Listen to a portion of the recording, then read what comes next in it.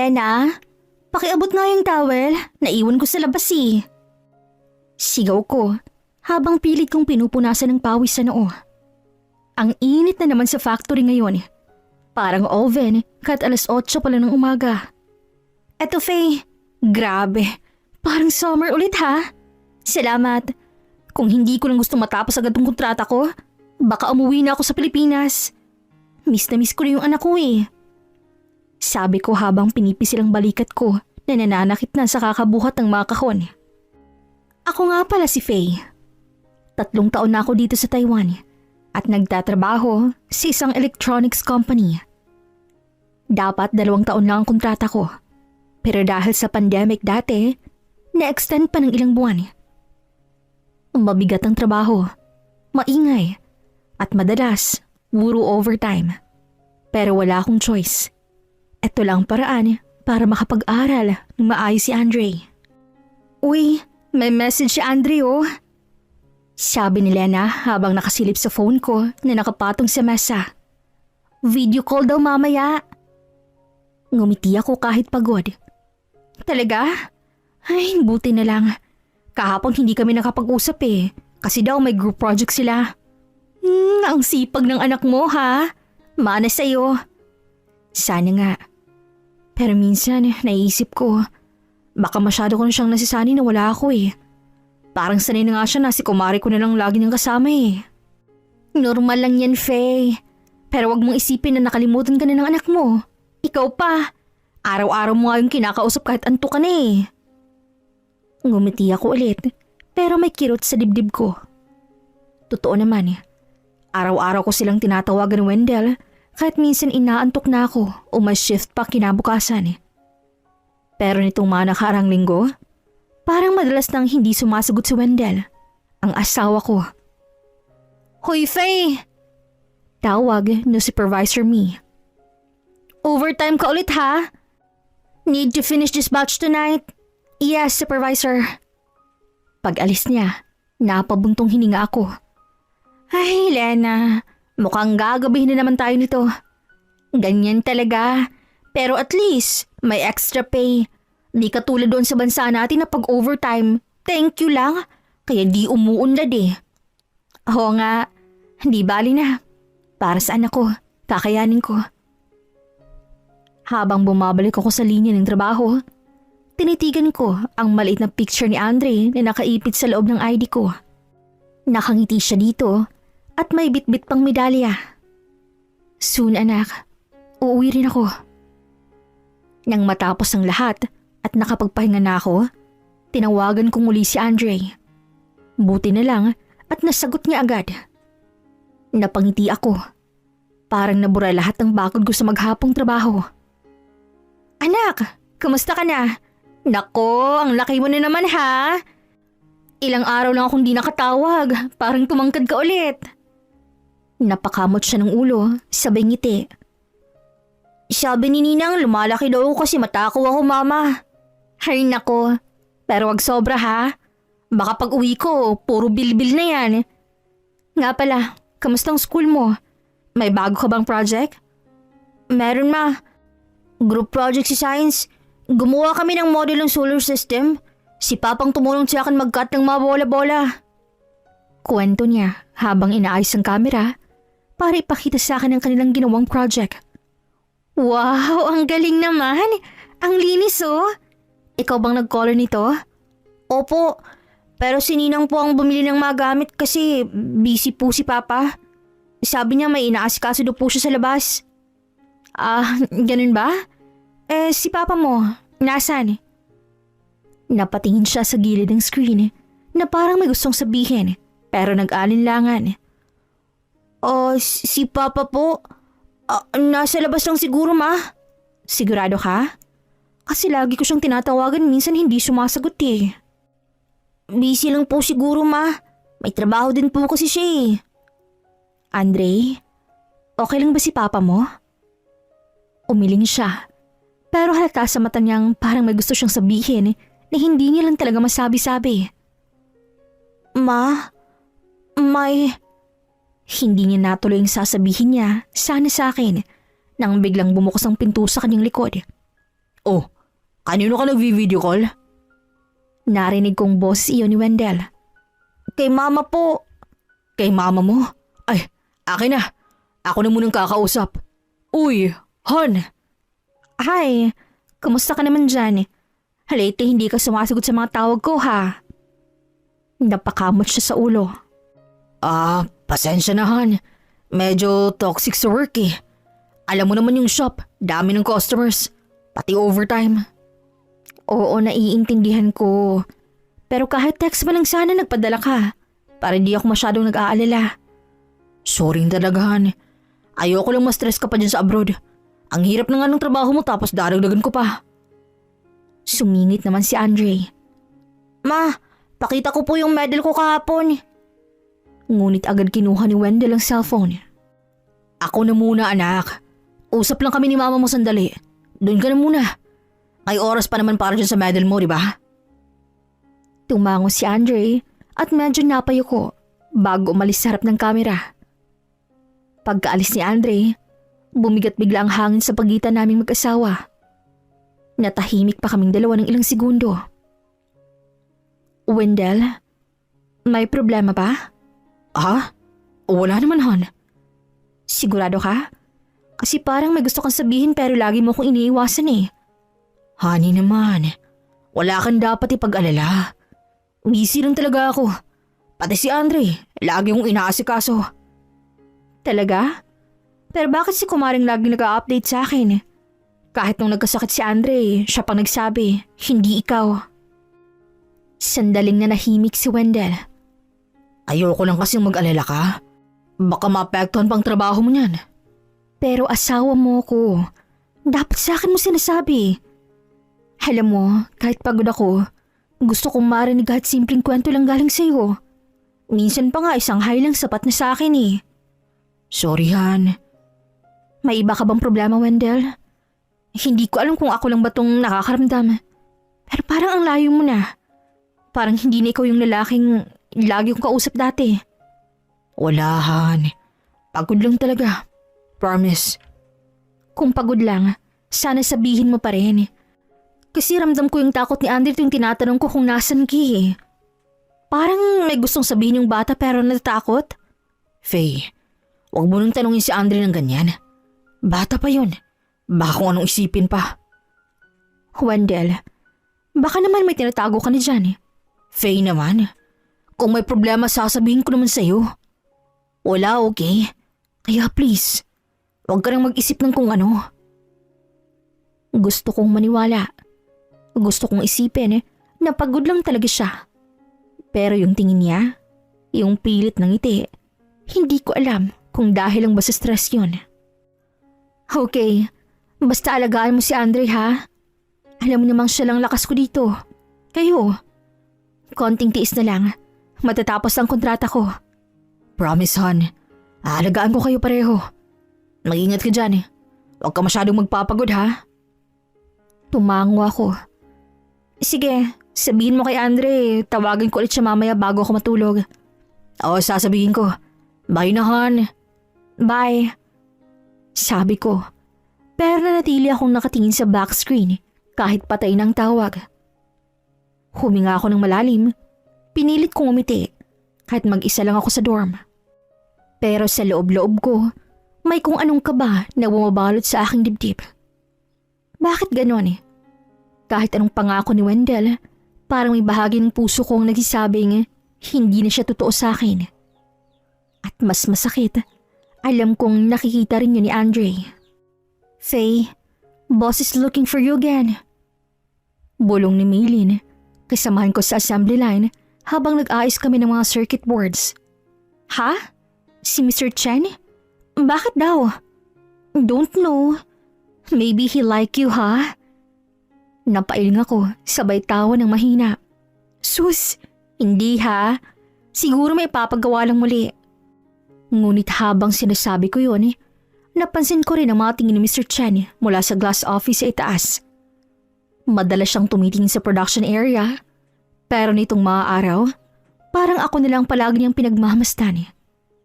Minsan kapag tumatamang tingin namin, agad akong umiiwas. Nakakailang. Habang naglalakad ako papunta sa opisina, ramdam kong nakatingin sa akin ng ibang katrabaho pero hindi ko nilang pinansin. Nandito ako para magtrabaho, hindi para sa kung ano-anong intriga. Pagpasok ko sa opisina, naamoy ko agad yung pabango ni Mr. Chen. Nakaupo siya sa desk niya, nakatingin sa laptop, pero nang maramdaman niyang pumasok ako, agad siyang ngumiti. Faye, come, sit down. Good morning, sir. You called for me? Yes. You are a very good worker. Always early, no absent.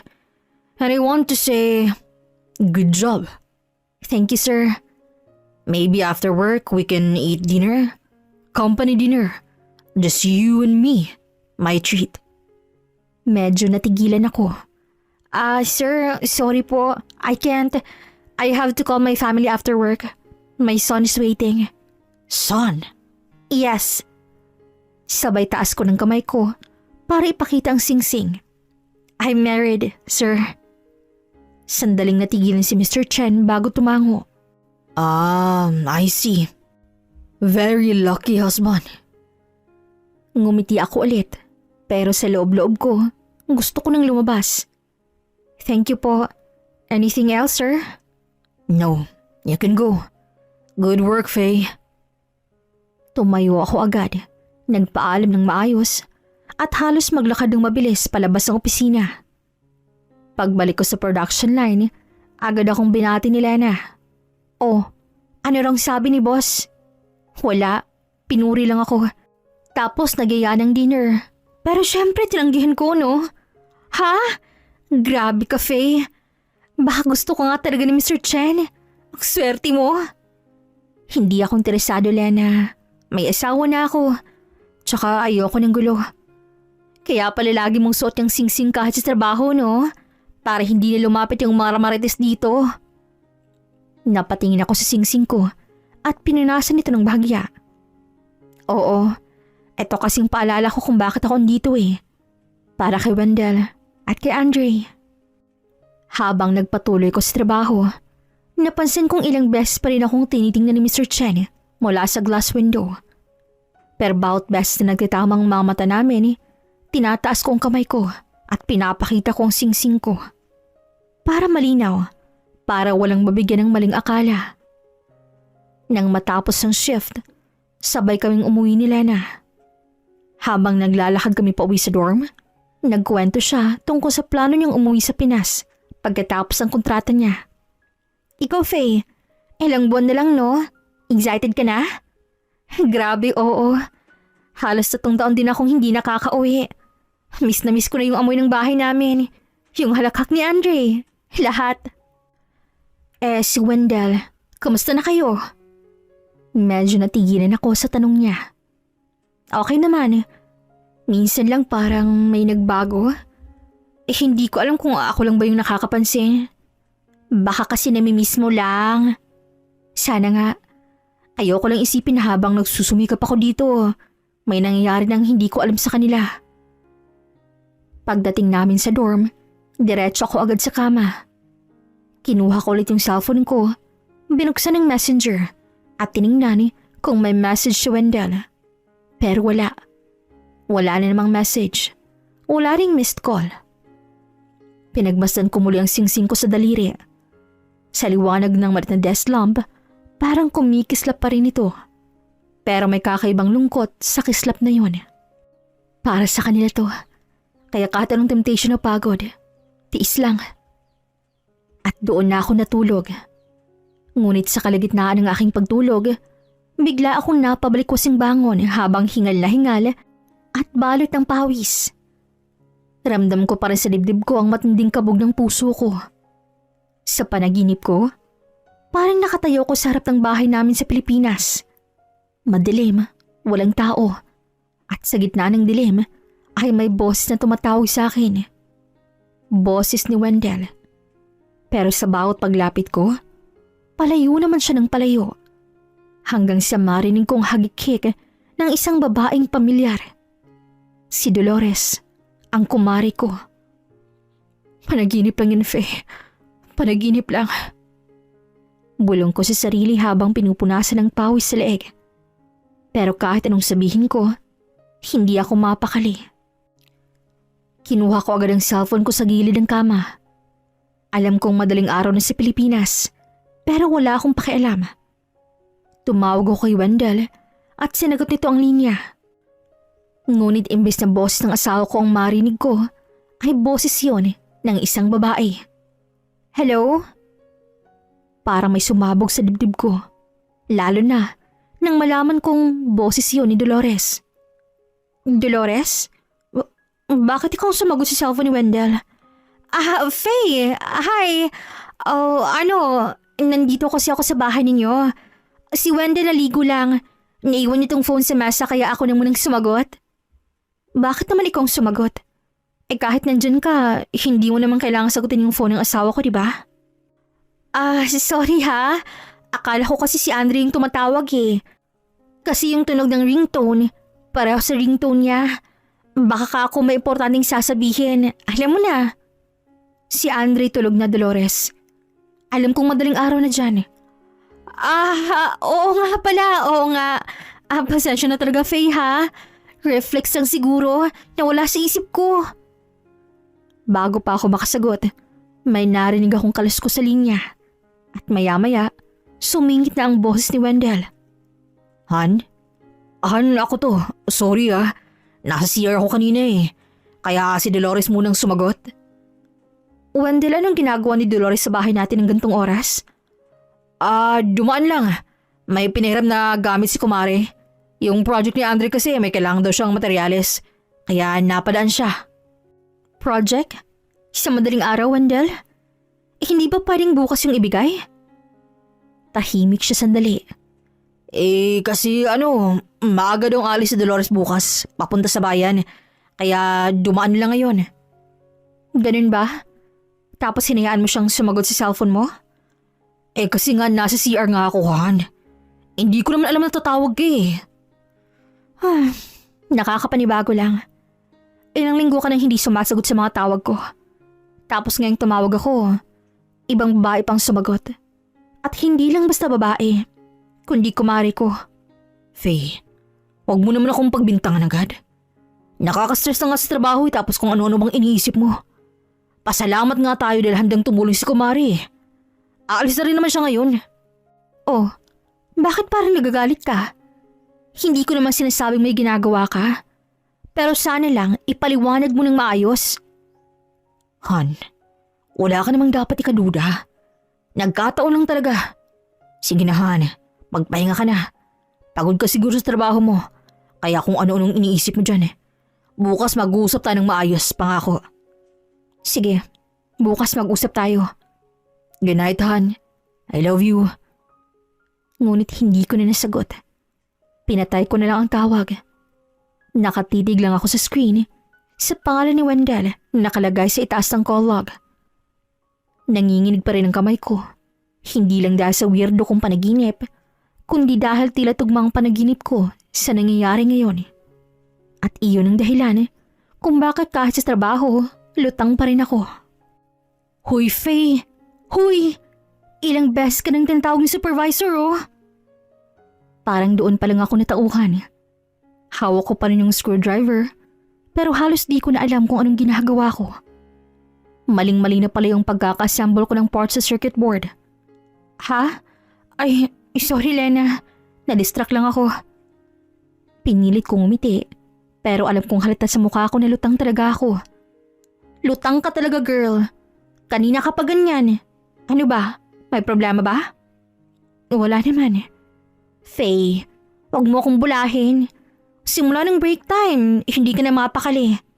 Ano ba? May nangyari ba sa inyo ng mister mo? Napahinga ako ng malalim. Hindi naman siguro. Kagabi kasi, tinawagan ko si Wendell. Ang sumagot, si Dolores. Halos mapabitaw si Lena sa hawak ng tornilyo. Ha? Si Dolores? Yung kumaring mong palaging nasa bahay ninyo? Oo. Sabi niya, andun lang daw siya kasi may pinahiram sa anak namin. Tapos nasa banyo daw si Wendell kaya siya munang sumagot. Teka. Gabi na? At yung babae pang sumagot sa cellphone ng asawa mo? Faye, hindi ba sumagi sa isip mong medyo kakaiba yon? Napayuko ako. Sumagi, oo. Pero ayoko mag-isip ng masama. Mabait si Wendell. Hindi niya magagawa yun sa akin. Mabait, oo. Pero minsan yung mga bababait, sila pa yung marunong magtago ng kalokohan. Alam mo yung ganyan? Ilang beses ko nang nakita dito sa factory. May asawa sa Pinas. Pero dito, may kabit na. At alam mo kung anong dahilan nila lagi? Hindi na daw nila ramdam yung relasyon. Lalo na dahil malayo. Hindi si Wendell yun. Ilang taon na kami, pati na si Andre. Hindi siya yung tipong lalaking manluloko. Eh di sana ganun nga. Pero Faye, huwag kang masyadong kampante. Lalo na't nasa malayo ka. Minsan yung tiwala na sobra, yun pa yung naging dahilan ng sakit. Natahimik ako. Naramdaman kong bumigat ang dibdib ko. Hindi dahil naniniwala ko sa hinala ni Lena, kundi dahil natatakot akong baka tama siya. Pero kung gusto mo makasiguro, alamin mo na agad ang totoo. Kasi pag ganyan na yung babae pang sumasagot sa phone ng asawa mo, nako, baka may himala nang nangyayari. Lena naman, huwag mo namang sabihin ganon. Baka nga simpleng sitwasyon lang yun. Baka coincidence lang. Coincidence? Faye, ilang taon na tayong nagtatrabaho sa abroad. Ilang beses na tayong nakakarinig ng coincidence na ganyan. Pero sa huli, umiiyak yung naiwan. Ang hirap mong tanggapin, pero minsan, yung mga mabait, nagiging demonyo rin pag walang nakabantay. Napakuyom ako ng kamao. Alam mo, Faye, hindi naman masamang magtiwala. Pero kung may kakaiba na, huwag mo namang ipikit ang mga mata mo. Dahil minsan, yung ayaw mong marinig, yun na yung katotohanan. Yung instinct ng babae, madalas tama yun. Natahimik ako ng matagal. Hawak ko pa rin yung singsing ko habang nakatitig sa metal part na dapat kong i-assemble. Ang lamig ng bakal. Pero sa loob ko, parang unti-unti nang nag-aalab ang takot. Baka nga tama si Lena. Baka kailangan ko na talagang alamin ang totoo bago pa mahuli ang lahat. Kaya naman naisipan kong tawagan si Andre. Alam kong hindi siya magsisinungaling sa akin kung sakali mang tatanungin ko siya. Nang sagutin niyang tawag, agad ko nang sinabi ang pakay ko, bagay na kinabigla niya. Be honest anak ha, huwag kang matakot kay mama. Sa lahat, alam mong tayo lang magkakampi. May napapansin ka bang kakaiba kay Papa at kay Ninang Dolores mo? Yung parang iba na? Tumahimik si Andre sa kabilang linya. Rinig ko lang mahinang kaluskos ng notebook niya at ang tunog ng electric fan sa classroom. Sinadya ko talagang tawagan siya ng gantong oras dahil alam kong nasa paralan siya at hindi makakasingit ang papa niya kung sakaling may sabihin siya sa akin. Anak? Tawag ko muli, pilit pinapakalmang sarili kahit ramdam ko ang mabilis na tibok ng dibdib ko. Wala ma. Sagot niya pero napayuko siya. Kita ko sa video call ang paggalaw ng mata niya, yung parang iniiwasan ng tingin ko. Busy lang po lagi si Papa. Ma, may klase pa ako. Wait lang anak. Si Papa ba natutulog pa rin sa kwarto namin? Parang natigilan siya. Sandali siyang tumingin sa gilid, tapos napakamot ng ulo. Oo naman ma. Sa kwarto niyo pa rin. Sigurado ka? Opo ma. Ma, titawag na lang po ako mamaya ha. Pinagagalitan na po ako ni Mami. At bago ko pa siya mapigilan, bigla nang nag-black ang screen. Naputol ng tawag. Napahawak ako sa dibdib. Pilit pinapakalma ang kaba na parang hindi na matigil. Alam kong may tinatago si Andre. Halata sa mga mata niya. Kaya naman tinext ko siya. Anak, kung natatakot ka, isipin mo na kakampi mo ako. Kung ano man ang alam mo, sabihin mo na, please. Huwag kang matakot. Lumipas pang mga oras bago ako tawagan ni Andre. Ma? Mahina ang boses niya na parang kinakabahan. Nasa labas ako, sa tindahan ni Aling Cora. Oh, bakit ka nandyan? Gabi na. Di ba sabi ko huwag ka nang lumalabas kapag madilim? Ma, kailangan ko lang sabihin to bago ko magsinungaling ulit. Bigla akong natahimik. Alam kong may mabigat siyang gustong sabihin kaya doon na ako kinabahan. Sige anak, sabihin mo lang. Huminga siya ng malalim bago sumagot. Ma, nakita ko sila. Nakita mo? Sila? Sino? Si Papa, tsaka si Ninang Dolores. Parang biglang nawala ang hangin sa paligid ko. Hindi ako agad nakasagot. Parang may humigpit sa dibdib ko habang nakatingin sa video call. Nanginginig pang kamay ni Andre habang hawak ang cellphone. Anak, anong ibig mong sabihin nakita mo sila? Ma, nakita ko po sila sa kwarto po ninyo. Nung una akala ko nag-aaway sila kasi maingay. Pero nung sinilip ko nakita ko si Papa na nakapatong po kay Ninang. Wala po silang damit. Hindi ko alam kung anong mas masakit. Yung mismong sinabi niya o yung paraan ng pagkakabigkas niya na pilit na pinapatatag para hindi ako mag-alala. Hindi lang isang beses 2 beses ko po silang nakita. Minsan tanghali, minsan gabi. Tapos sinabihan po ako ni Papa na wag kong sasabihin kahit kanino. Kasi mas maraw po yung batang nakikialam sa problema po ng matatanda. Hindi ko na po alam kung nasundan pa yun kasi kapag dumarating si Ninang sa bahay, nagtatago na po ako agad sa kwarto ko. Napahawak ako sa ulo ko at pinipigilan ng pag-iyak. Hindi ko alam kung saan ko huhugutin ng lakas para hindi bumigay sa harap ng anak ko. Andre, salamat anak ha. Salamat kasi sinabi mo kay Mama. Alam kong bata ka pa at hindi mo dapat na naranasan to. Pero hindi ko hahayang hindi sila managot. Sorry po Ma.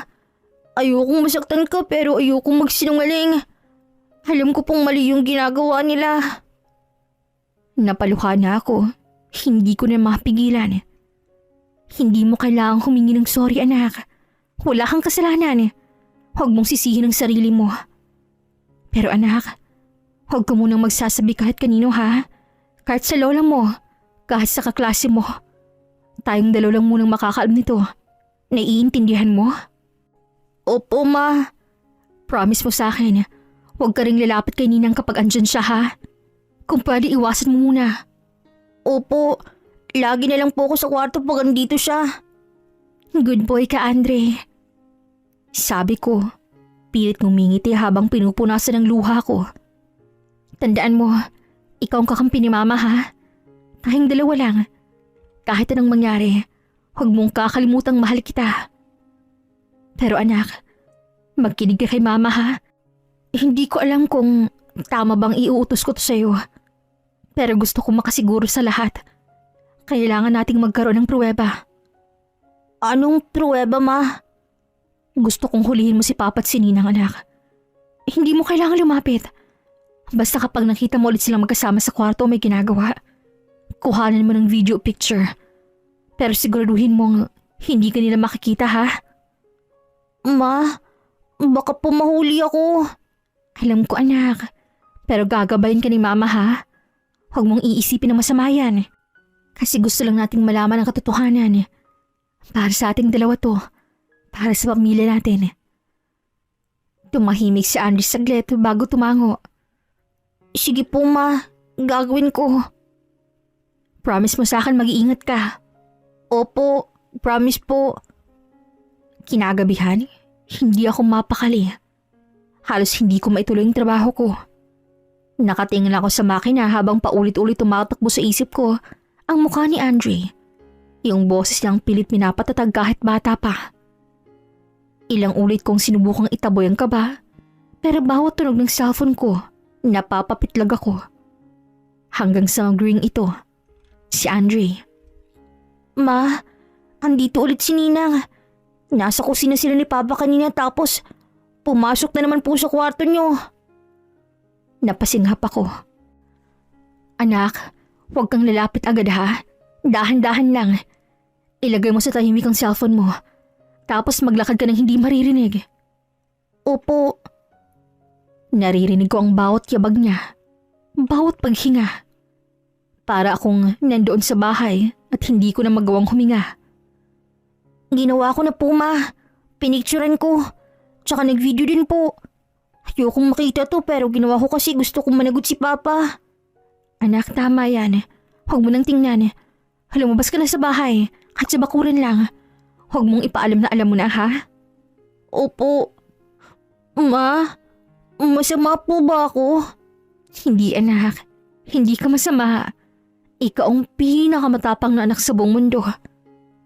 Gusto ko pong umiyak, ma. Umiiyak din si mama, anak.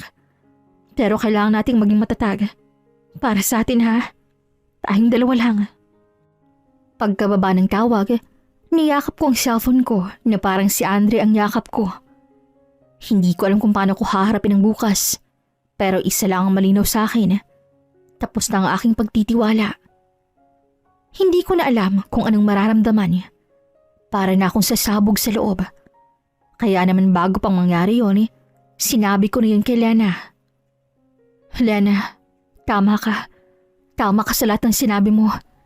Niloloko nga ako ni Wendell.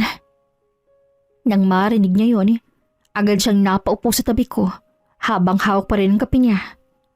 Ano? Sigurado ka ba? Si Andre mismong nagsabi. Nakita niya.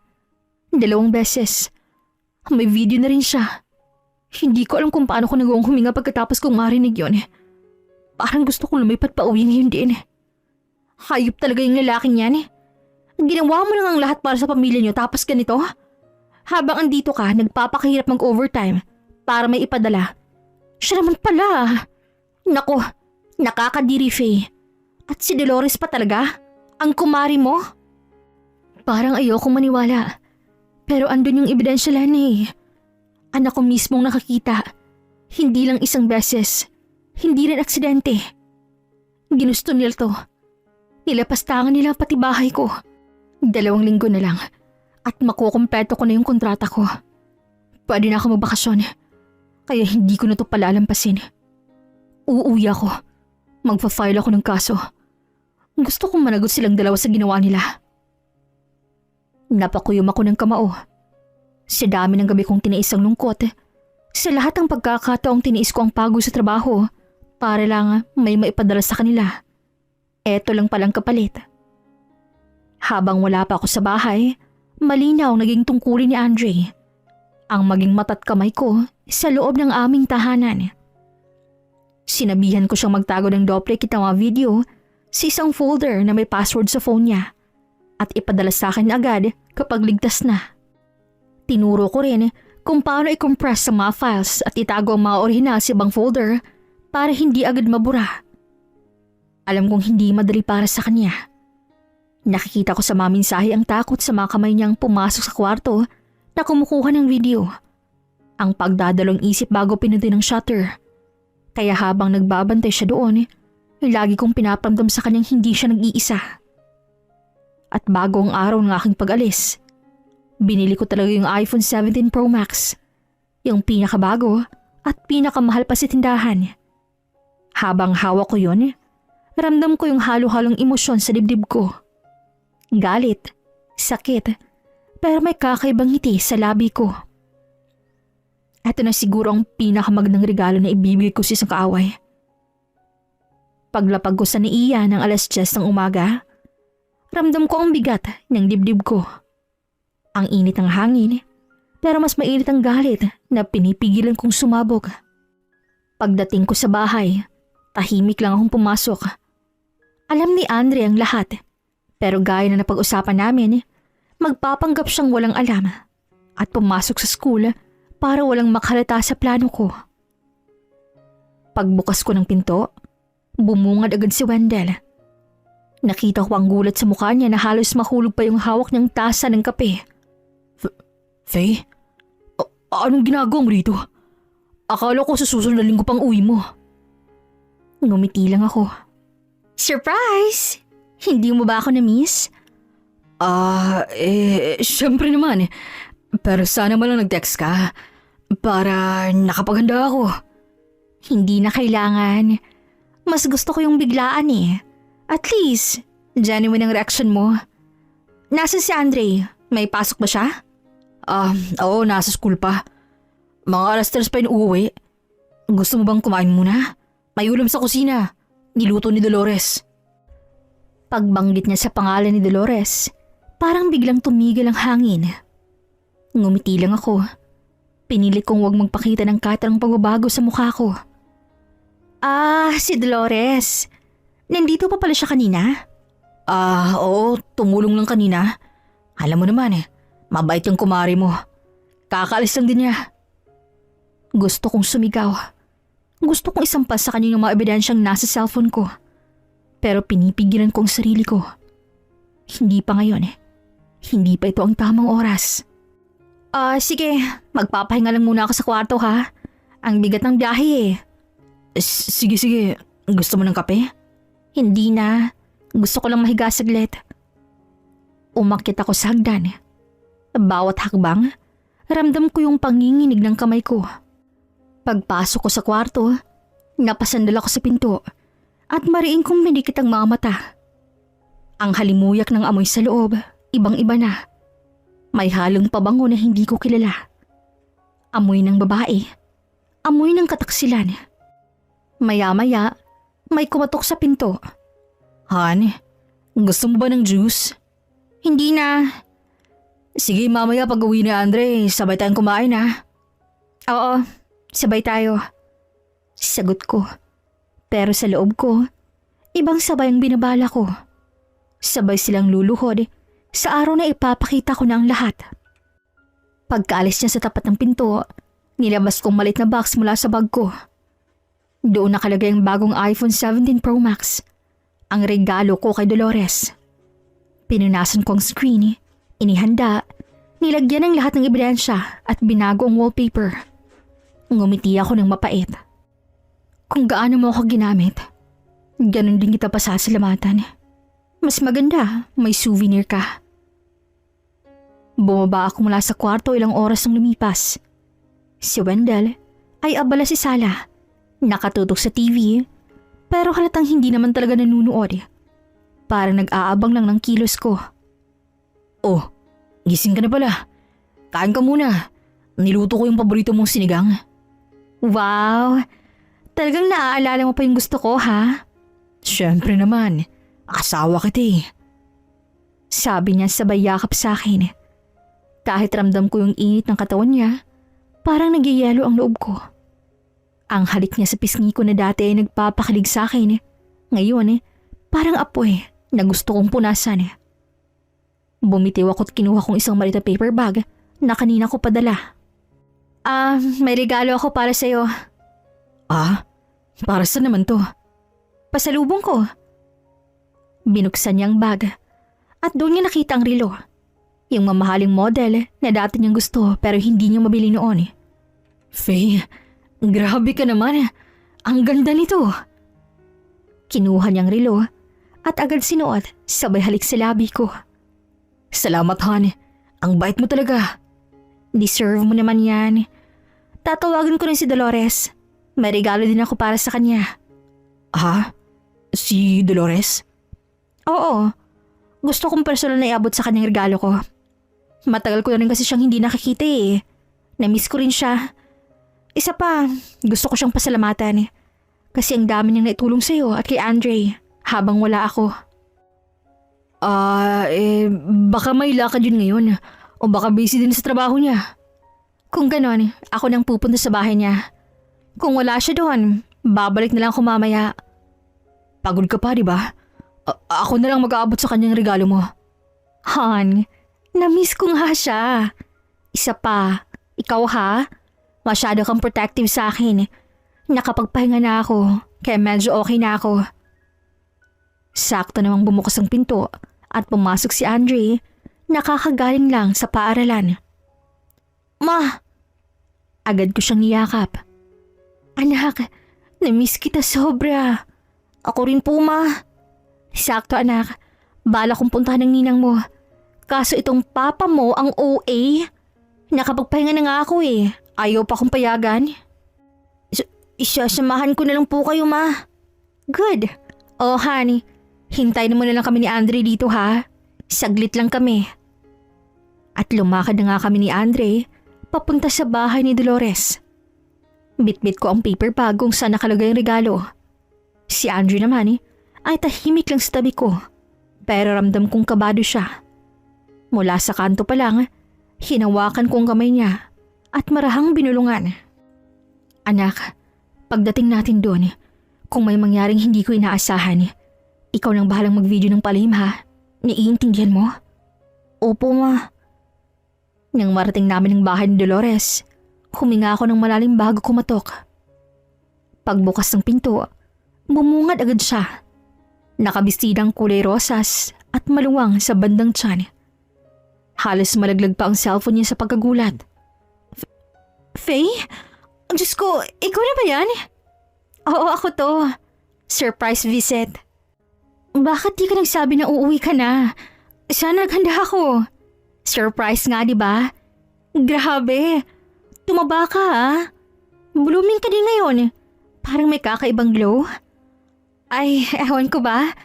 Siguro dahil sa mainit na panahon. Kamusta ka na, Mare? Ay, eto, okay lang naman. Alam mo na, abala sa bahay. Salamat, Mare, ha? Kasi ikaw talagang naging karamay nila habang wala ako. Lalo na si Andre. Napatingin si Dolores kay Andre, sabay alis ng tingin. Ay, oo naman. Mahal ko yung inaanak ko eh. Tahimik akong tumingin sa kanya. Saka ko napansin na mas maigi yung bestida niya na medyo humahapit sa bandang tiyan. Hindi mo agad mapapansin kung hindi mo tititigan. Pero ako, kabisado ko ng katawan ni Dolores. Dati payat to. Pero ngayon may umbok. Hindi lang dahil sa timbang. Halatang ilang buwan na. Pinilit kong huwag ipakita ang pagkagulat. Umubo ako ng bahagya. Eto nga pala. Pasalubong ko para sa'yo, Mare. Namilog ang mga mata ni Dolores nang makita ang kahon na iniabot ko. Ha? Para sa akin? Ay nako, hindi mo na sana ako ginastasan, Faye. Ay hindi. Maliit na bagay lang yan. Para maalala mo ako. Kinuha niya ang box sa kabinuksan. Pagbukas niya, nakita niya ang iPhone 17 Pro Max na sobrang bago pa. Ang ganda naman ito, Mare. Grabe ka naman. Napaka-generous mo talaga. Deserve mo yan. Matagal na rin tayong di nagkita. Isa pa, gusto ko talaga magpasalamat kasi palagi kang nandyan para kay Wendell. Isa kang tunay na kaibigan. Salamat, Faye. Hindi mo alam kung gaano ako natutuwa na andito ka na ulit. Oo naman, Mare. Andito na ako. At maniwala ka. Marami tayong pag-uusapan. Oh, ayan. Nakabukas ang phone mo. Tingnan mo. Ang linaw ng camera niyan. At yun nga ang ginawa ni Dolores. Ngunit halos mabitawan pa nito ang cellphone nang makita ang wallpaper noon kung saan kitang-kitang litrato nilang dalaw ni Wendell na magkatabi sa kama. Parehong walang saplot at magkahawak kamay pa. Surprise! Nagulat ka ba, Mare? Faye, anong ibig mong sabihin? Ang wallpaper mo ha, kakaiba. Pero wag kang mag-alala. Marami pa yan. May mga video pa nga eh. Faye, please. Makinig ka muna. Makinig ako? Saan? 3 taon ako nagtatrabaho sa ibang bansa, Dolores. 3 taon akong nagtitiis. Nag-iipon. Nagbibilang ng araw para lang makauwi. Tapos ganyan palang ginagawa mo sa asawa ko habang nagpapakahirap ako roon? Hindi mo naiintindihan, Faye. Si Wendell lang lumapit? Oh, huwag mo na akong paikutin. Kahit sino pang lumapit sa iyong dalawa, alam mo kung sino ka sa buhay ko, Dolores. Ikaw yung pinagkakatiwalaan ko. Ikaw yung tinuring kong kapatid. Napatingin ako sa tiyan niya. At yung pinagbubuntis mo, I'm sure sa asawa ko yan. Ilang buwan na yan? Anong ilang buwan na, Dolores? Napayuko siya't hindi nakasagot. Doon ako tuluyang napabugan ng hangin na parang lahat ng sakit at galit ay biglang sumirit palabas sa bawat salita. Ang galing nyo ha? Habang nagpapadala ako ng pera buwan-buwan, magkasama pala kang ginagastos ang pinaghihirapan ko? Tumayo ako at agad hinablot ang iPhone pabalik. Huwag kang mag-alala. Hindi pa to tapos. Ipaparamdam ko sa inyo pareho kung gaano kasakit ang pagtraidoran. Gagamitin ko ang cellphone na to bilang ebidensya para mabulok ka sa kulungan. Pagbalik ko sa bahay, tahimik lang ang paligid. Pero sa loob ko, parang may bagyong hindi makapigilan. Huminga ako ng malalim. Tinangka kong kalmahin ang sarili bago ako pumasok. Si Andre nasa gilid lang. Tahimik pero halata sa mukha niya ang kaba. Pagbukas ko ng pinto, nidatnan ko si Wendell sa sala. Naglalakad-lakad na parang hindi mapakali. Han, naabutan mo ba si Dolores? Oo naman. Hindi naman pala siya umalis Nandun siya kanina. Ang saya nga namin Ang dami naming napagkwentuhan. Talaga? Oo. Nagustuhan nga niya yung regalo ko Sabi pa nga niya, ang ganda raw ng wallpaper. Anong wallpaper?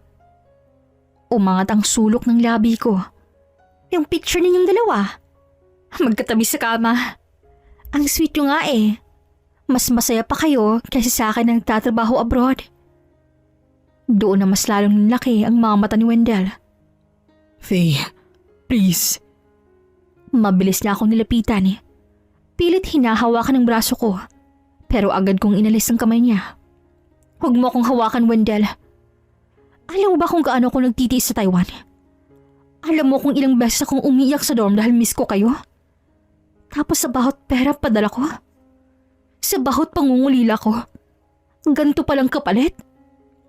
Faye, hindi mo na iintindihan. Hindi ko na iintindihan? Parehas lang kayo ng linya ng kabit mo Ano? Prenactice nyo ang linya ninyo? Couple lines ganon? Ilang taon akong nasa malayo, Wendell. Tiniis kong init, pagod, gutom. Para lang sa inyo ni Andre. Tapos sa loob ng 3 taon na yun, may iba ka na palang nilalambing? At si Dolores pa talaga Ang kumari kong tinuring kong kapatid. Ni hindi mo malang naisip si Andre. Anak mo yan. Alam mo kung sinong unang nagsabi sa akin ng totoo? Siya mismo. Yung anak mong nakakita sa inyo sa kwarto natin habang akala mo tulog. Faye, nagkamali ako. Nadala lang ako sa... So, ang dali Nadala lang. Ako, Wendell. Ilang gabi akong umiiyak. Ilang buwan ako nagkasakit sa trabaho dahil sa stress. Ilang beses kong ginustong umuwi. Pero tiniis ko para sa inyo. Pero ikaw? Ang dali mong nalasing sa lambing ng iba? Faye, mahal pa rin kita, please. Pakinggan mo muna ako. Mahal? Tingin mo maniniwala pa ako sa salitang mahal na nanggagaling sa taong walang respeto sa asawa niya, Sa taong tinuruan ng anak niyang manahimik habang niloloko niyang ina nito? Hindi ka lang nangaliwa, Wendell. Ginawa mo pa yan sa mismong bahay natin. Sa kwarto natin. Alam mo ba kung gaano kasakit marinig mula sa anak mo na ikaw mismong sumira sa tiwala namin? At alam mo pang mas masakit? Binuntis mo pa. Malit lang ang tiyan kaya hindi siguro napansin ng iba. Pero ako, nakita ko. At gusto mo bang hulaan ko kung sinong ama? Sino pa ba? Ding magaling kong asawa. Nanginginig ang labi ni Wendell. Faye, patawarin mo ako. Nagkamali ako. Nagtukso lang talaga ako. Pero wala kaming plano ni Dolores sasaktan ka. Wala sa plano namin to. Wala sa plano? Para mo na rin sinasabing sinaksak mo ako pero hindi mo sinasadya. Naglolokohan ba tayo dito Faye, please. Mahal kita. Ayusin natin to. Umiling ako at marahan kong pinunasan ng luha ko. Hindi ko alam kung kaya ko pang ayusin ng isang bagay na sinadya mong sirain. Pero kung gusto mong ayusin, hintayin mo ako sa korte. Doon tayo mag-usap. Doon ko ipapakita lahat ng ebidensya. Wala siyang nagawa kundi mapaupo at mapahawak sa ulo. Si Andre naman ay marahang lumapit sa akin at hinawakan ang kamay ko. At doon tuluyan kong binitawan ang titigo kay Wendell. Sa unang pagkakataon hindi ko na nakita ang asawa kong dating pinapangarap kong yakapin pag uwi ko. Ang nakikita ko nilang ay isang estranghero, isang lalaking winasak ang tiwala ko. Kinabukasan, maaga akong gumising. Halos wala akong tulog, pero buo ang loob ko. Pumunta ako sa munisipyo, dala ang lahat ng ebidensya. Ang mga larawan, mga video. Bawat pindot ko sa screen, bawat pag-scroll sa gallery, parang muling binubuksan ng sugat na hindi pa rin naghihilom. Pero kailangan kong tiisin. Pagdating ko sa loob ng opisina, sinalubong ko ng isang babaeng empleyado. Ma'am, ano pong sadya ninyo? Magpa-file ako ng kaso. Adultery.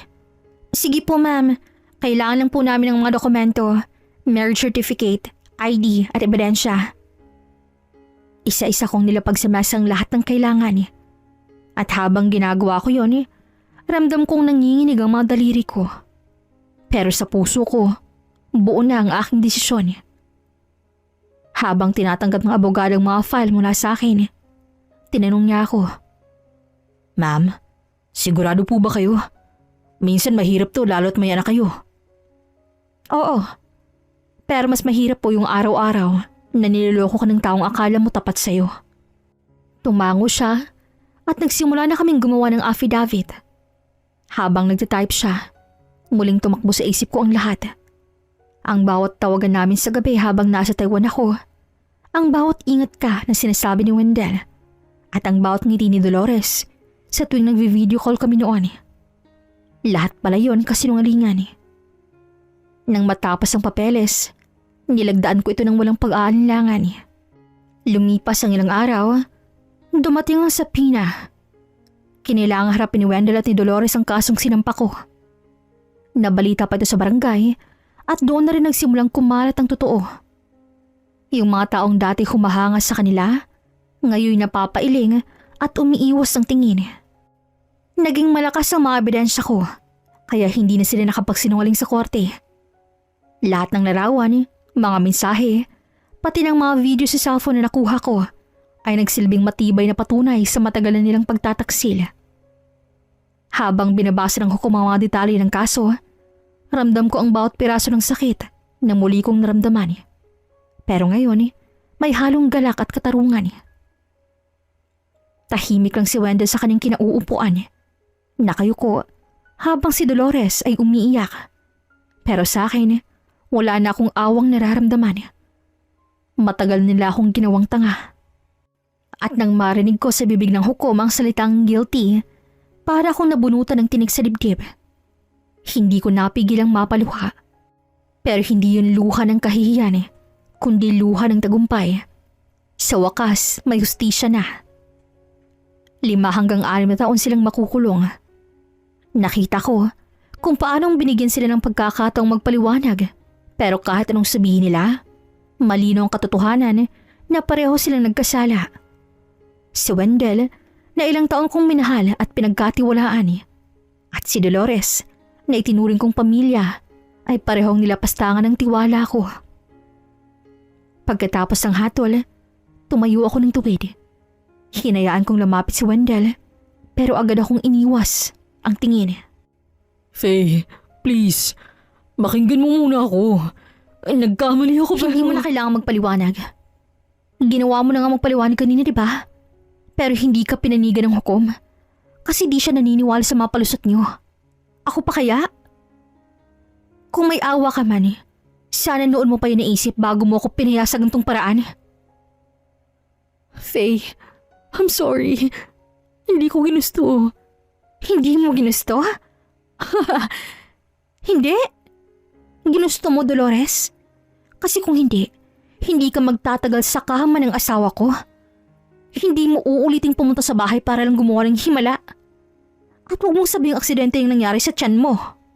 Napahagulhol siya, pero wala na akong naramdaman. Ni katiting na awa, wala na. Paglabas ko ng korte, sinalubong ko ni Andre at mahigpit na akong niyakap. Ma, tapos na ba? Ngumiti ako at hinaplos ang buhok niya. Oo anak, tapos na. Wala na tayong iisipin pa. May bagong simula na tayong dalawa. Habang naglalakad kami palabas ng gusali, naramdaman kong unti-unting gumagaan ang dibdib ko. Hindi dahil nakulong sila, kundi dahil pinili kong palayan ang sarili ko sa kasinungalingan. Pag-uwi ko sa bahay, tinanggal ko lahat ng mga litrato naming dalawa ni Wendell. Lahat ng alaala na nagpapaalala sa akin ng kahapon. Nilagay ko sa isang kahon at sinara ng mahigpit. Hanggang dito na lang. Mahina kong sabi. Mula noon, pinangako ko sa sarili kong hindi ko nahahayaan ng kahit sinong yurakan ang dignidad ko. Pinagpatuloy ko ang buhay kasama si Andre na kami lang. Walang panlilin lang at walang mga taksil na kasama. Pagkatapos din ng mga nangyari, hindi ko na inisip ang bumalik sa Taiwan kung saan halos kalahati ng buhay ko ay ginugol ko sa pagpapadala ng pera sa kanila. Para sa pamilya kong akala ko'y buo at tapat. Pero ngayong nabunyag na ang lahat, napagtanto kong wala nang saysay ang paglayo ko. Ang kailangan kong tutukan ngayon ay hindi ang trabaho sa ibang bansa, kundi ang anak kong si Andre at ang bagong simula naming dalawa. Kaya salip na muling mag-apply, nagdesisyon akong manatili sa Pilipinas. Matagal ko na rin yung pinag-isipan. At sa huli, mas nanaigang pagiging ina ko kaysa pagiging OFW. Ayoko nang umalis pa at iwan si Andre sa iba. Marami na siyang pinagdaanan dahil sa mga kasalanan ng ama niya.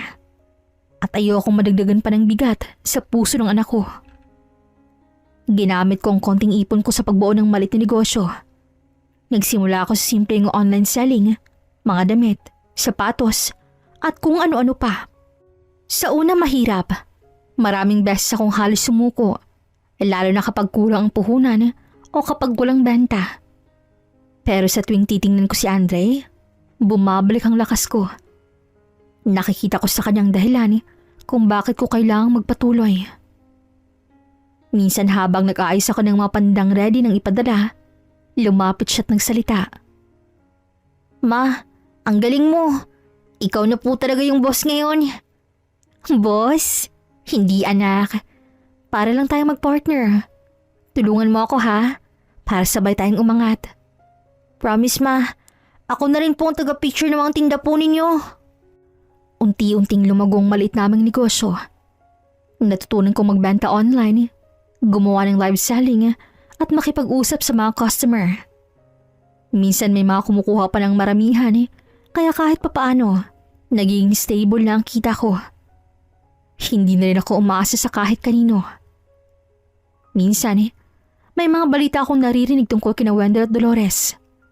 May ilan pang kamag-anak na nagtangkang makiusap para bawiin ko ang kaso. Pero tumanggi ako. Hindi ko yun ginawa para lang gumanti. Ginawa ko yun para turuan sila ng leksyon at para may pakita kay Andre na may hustisya pa rin sa mundong to. Ngayon, tahimik na ang buhay namin. Hindi man marangya, pero puno ng kapayapaan at pagmamahal. Araw-araw, pinupuna namin ni Andre ang mga nasayang na taon. At sa bawat gabi bago ako matulog, lagi kong sinasabi sa sarili ko na hindi ko kailangan ng lalaking magpapatatag sa akin. Kayang-kaya kong tumayo sa sarili kong paa dahil may anak akong umaasa at may puso akong marunong ng pumili ng sarili kong kapayapaan. Bukod doon, agad-agad ko ring inumpisahan ang proseso ng annulment. Hindi ko na kasi kinakayang makitang apelyido ni Wendell na nakadikit sa pangalan ko, lalo na sa mga dokumento, sa resibo ng negosyo, o kahit sa pangalan, dahil parang nasusuka lang ako. Kailangan natin ng maayos sa papeles at paghahanda ng affidavit. Paliwanag ng abogado ng unang pagkikita namin. Tahimik lang din ako habang pinapanggan ang mga terminong medyo banyaga pa sa akin. Grounds, concubinage, psychological incapacity. Pero malinaw ang isang bagay na gagawin ko ito para sa aking sarili. Miss Faye, may proseso ito na hindi agad matatapos. Kailangan ng oras, court hearings, posibleng pagsusuri ng mga ebidensya, at mga sworn statements mula sa mga saksi. Pero malakas pong ebidensya ninyo. Tumango ako. Sa barangay, nag-file din ako ng mga kaukulang dokumento para maging maayos ang mga records. Inalis ko ang apelyido ni Wendell sa mga signage ng negosyo nang may konting panginginig sa kamay. Pero may malaking ngiti naman sa puso. Nagkaroon ng ilang court hearings. Hindi yun naging madali para sa akin. Masyadong hassle. Pero lahat ng yun ay hindi ko ininda. Dahil gusto kong kasabay ng pagkakula ni Wendell sa buhay ko ay ang pagkawala ng kapit niya sa akin. Nang dumating ang araw ng formal na desisyon sa annulment, hindi kaagad ako nagdiwang ng malakas. Pero nang hawakan ko ng sertipiko na nagsisabing formal lang na ibalik ang aking karapatan na gamitin ang aking sariling apelido, hindi ko napigilang umiyak dahil sa saya. Makalipas ang ilan pang taon, nagbago na ang buhay ko. Naging tahimik na, maayos at mas payapa. Ang negosyo ko'y lumago na rin. At bukod pa doon, may maliit na rin akong cafe na binibisita ng mga estudyante at empleyado tuwing tanghalian. Si Andrew naman ay patapos na sa sekundarya. Matalino, responsable, at hindi ko na kailangang sabihin pa dahil alam niya na kung anong tama at mali. At masasabi kong parang lahat ng sugat noon ay tuluyan na ngang naghilom. Pero isang hapon, habang pauwi ako galing sa supplier, may narinig akong pamilyar na boses mula sa gilid ng kalsada. Faye, sandali lang. Pagilingon ko, halos hindi ko makilala agad kung sino yon. Pero nang tingnan kong mabuti, doon ako natigilan. Si Wendell yun. Marungis, payat, at may halong desperasyon sa muka. Nasa tabi niya si Dolores na nakayuko. Hawak ang malit na batang maputla at nakakabit sa oxygen tube. Sandaling natigilan ng mga pao ko. Sa unang pagkakataon matapos ang lahat, muli ko silang nakita na magkasama pa rin. Ngunit halatang wasak na ang buhay. At sa kabila ng galit na matagal kong tinago, ang una kong naramdaman ay lungkot. Faye, tulungan mo naman kami. Ang anak namin may sakit sa puso. Kailangan daw operahan agad sa Manila Heart Center. 2 milyon ang kailangan namin pero wala kaming ipon. Kakalaya lang namin nung nakarang buwan. Wala nang gustong magpautang sa amin. Hindi namin alam kung saan pa kami lalapit. Napatingin ako sa bata. Tila inosenteng hindi alam kung gaano kabigat ang kasalanang pasan ng mga magulang niya. Wala siyang kasalanan, Faye. Alam kong wala kaming karapatan. Pero sana tulungan mo kami kahit sa anak lang namin. Iyon ang pakiusap ni Dolores. Hindi ko siya matingnan dahil hindi ko lubos nakalain na ganitong magiging itsura nila ngayon. Parang may biglang kumirot sa dibdib ko. Ang mga alaala noon ng kanilang pagtataksil, ang mga luha ko, at ang sakit na dinulot nila sa akin. Lahat ay parang muling sumulpot. Gusto kong sabihin, yan ang karma ninyo, pero hindi ko magawa. Ang bata kasi, inosente. Wala siyang alam sa kasalanan ng mga magulang niya. Naaalala niyo pa ba nang umiiyak ako at humihingi ng paliwanag sa mga kasalanan ninyo?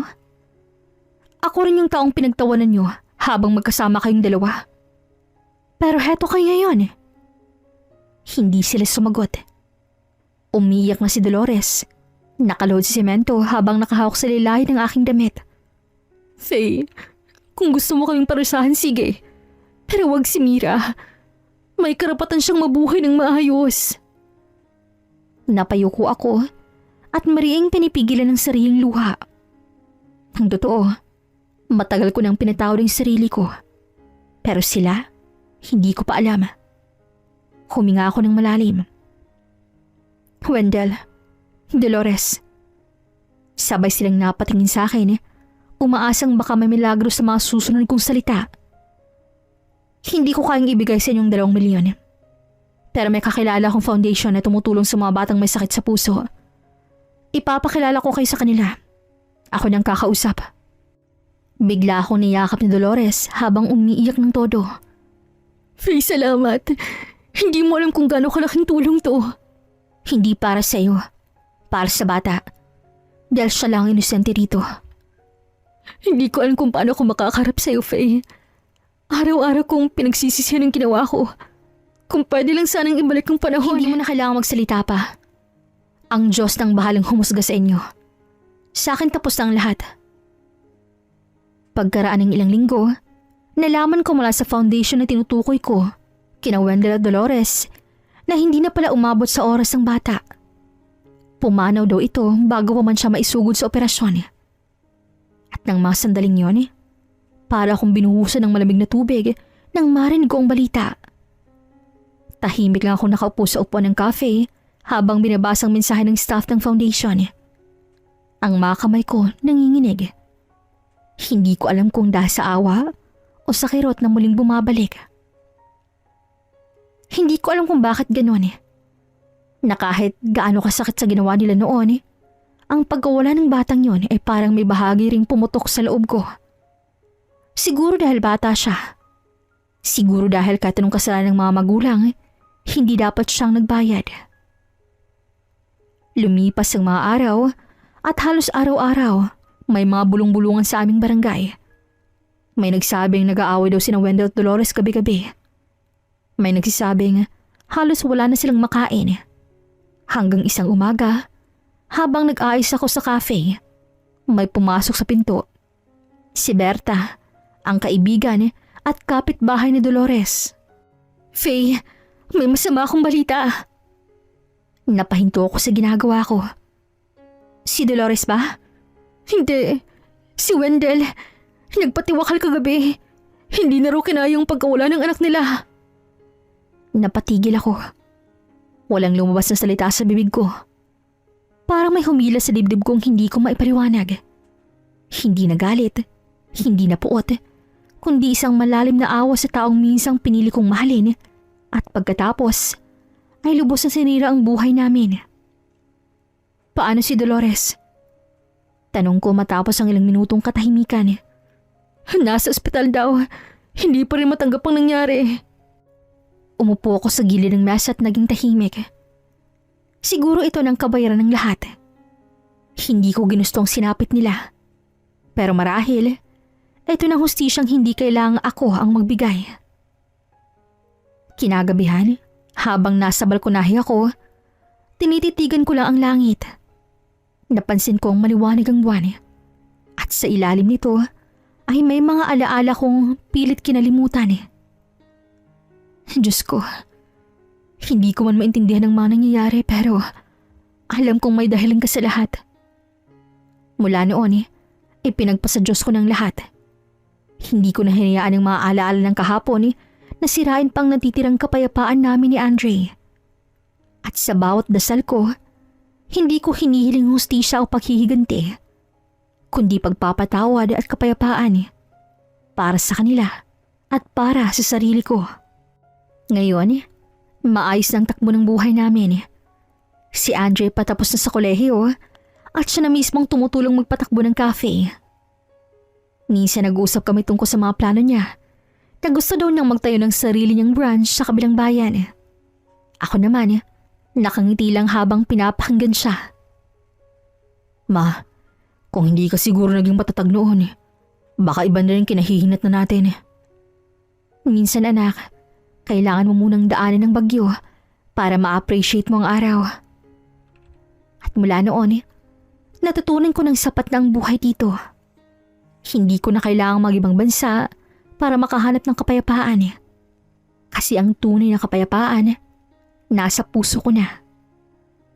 At tuwing titingala ako sa langit, hindi galit o kirot ang nararamdaman ko, kundi pagpapakumbaba at pagpapasalamat.